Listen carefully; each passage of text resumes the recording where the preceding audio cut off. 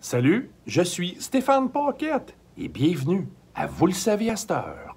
Le 8 mars, journée désignée la Journée internationale des femmes.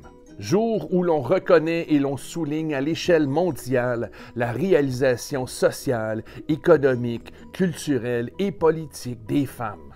Honnêtement, là, entre toi et moi, là, c'est cool, là, une journée des femmes, mais il me semble que les femmes méritent d'être célébrées à tous les jours. Donc, dans le cadre de cette journée importante, je vous offre cette capsule spéciale intitulée « Les femmes autochtones que l'on devrait tous et toutes connaître par cette heure. » Petit problème, la liste est vraiment longue, puis mes capsules sont courtes, fait qu'on n'a pas de temps à perdre. Let's go, girls!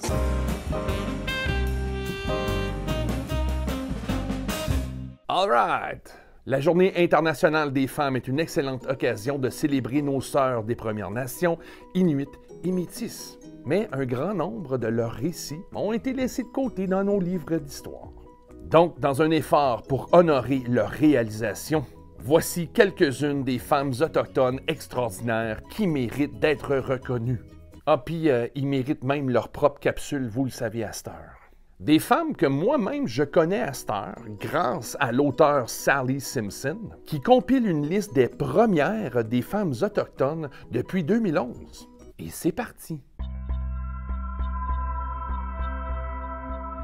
Nanebawekwe, qui signifie femme honnête, connue sous le nom de Catherine Sutton, était une écrivaine et une militante politique Anishinaabe. Elle s'est rendue jusqu'en Angleterre et a demandé avec succès à la reine Victoria d'intervenir dans une chicane de revendication territoriale près d'Owen Sound, en Ontario. En 1860, la reine accorde à Catherine la propriété légale. Cependant, le gouvernement canadien n'a pas honoré la décision de la reine.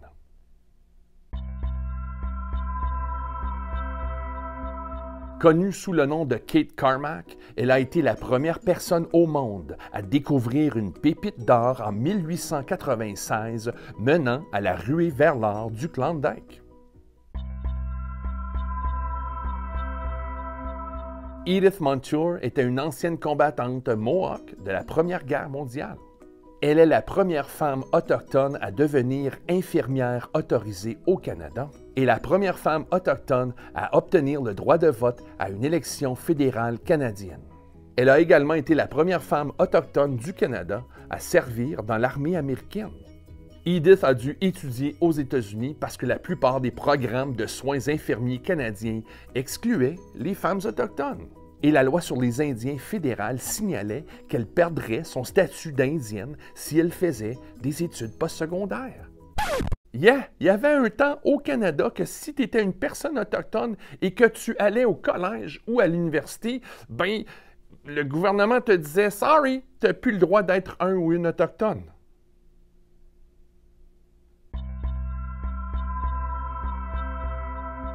Pauline Johnson était une poète, une écrivaine, une artiste et une interprète Mohawk. En 1961, pour marquer le 100e anniversaire de sa naissance, le gouvernement canadien a émis un timbre Pauline Johnson. C'est le premier timbre canadien à reconnaître une personne autochtone et aussi c'est le premier timbre canadien à reconnaître une femme qui n'était pas membre de la famille royale britannique. C'est cool, ça!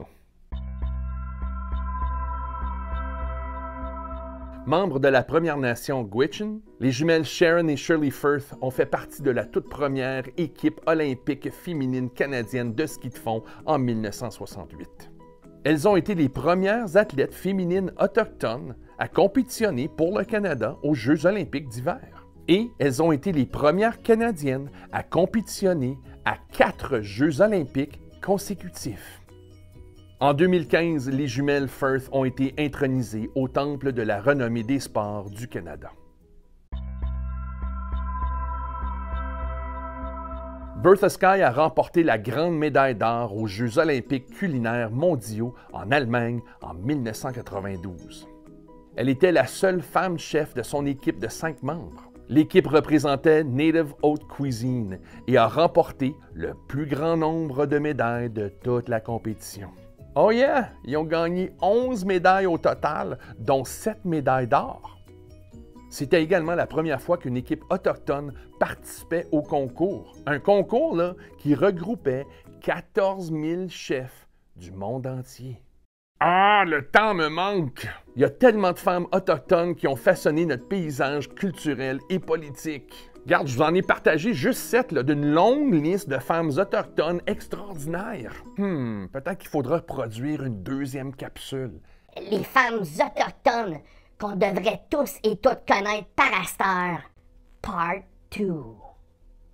Bon, c'est ça qui est ça. Catherine Sutton, Kate Carmack, Charlotte Edith Anderson Montour, Pauline Johnson, Sharon et Shirley Firth, ainsi que Bertha Sky. 7 femmes autochtones extraordinaires qui méritent d'être reconnues. Ah, puis pas juste une fois par année dans le cadre de la Journée internationale des femmes. Si vous ne saviez pas qui étaient ces femmes, eh bien, vous le saviez à cette heure.